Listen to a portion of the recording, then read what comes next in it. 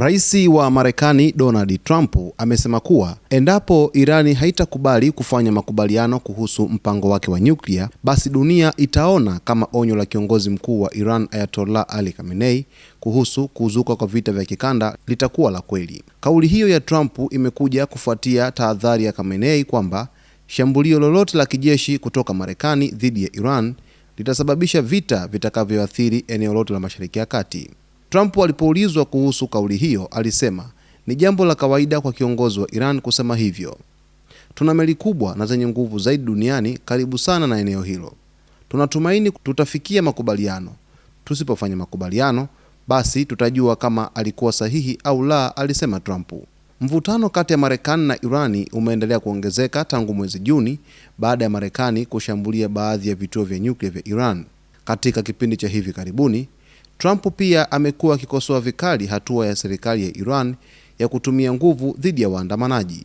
Mnamo Januari, Trump alieleza kuwa ni wakati wa Iran kufikiria uongozi mpya. Wakati maandamano yalipozidi mwezi uliopita, aliwahimiza waandamanaji wa Iran kuendelea kupinga serikali yao, akisema kuwa msaada uko njiani. Kwa mujibu wa mashirika ya kutetea haki za binadamu, maelfu ya raia wamepoteza maisha katika maandamano hayo. Kwa upande wake, waziri wa mambo ya nje wa Iran Abbas Araghchi alisema kuwa hakuna mazungumzo yaliyopangwa kati ya Iran na Marekani kwa sasa, ingawa alionyesha utayari wa nchi yake kurejea mezani kwa mazungumzo endapo mazingira yatabadilika.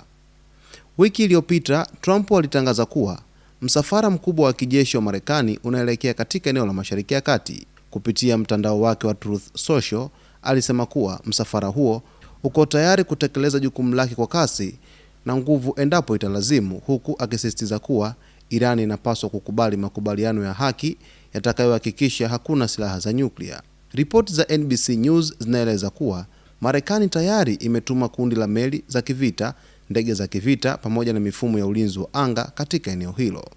Baada ya kauli za Trump, mshauri mkuu wa kiongozi mkuu wa Iran Ali Shamkhani alionya kuwa shambulio lolote la Marekani litachukuliwa kama tangazo la vita. Alisema kuwa majibu ya Iran yatakuwa ya haraka, makubwa na ambayo haijawahi kushuhudiwa, yakilenga pia wale wote watakaoisaidia Marekani. Ikumbukwe kuwa mwaka 2018 katika muhula wake wa kwanza wa urais, Trump aliiondoa Marekani kwenye makubaliano ya nyuklia ya Iran yanayojulikana kama JCPOA, ambayo yalilenga kudhibiti mpango wa nyuklia wa Iran kwa kubadilishana na kuondolewa kwa vikwazo vya kiuchumi.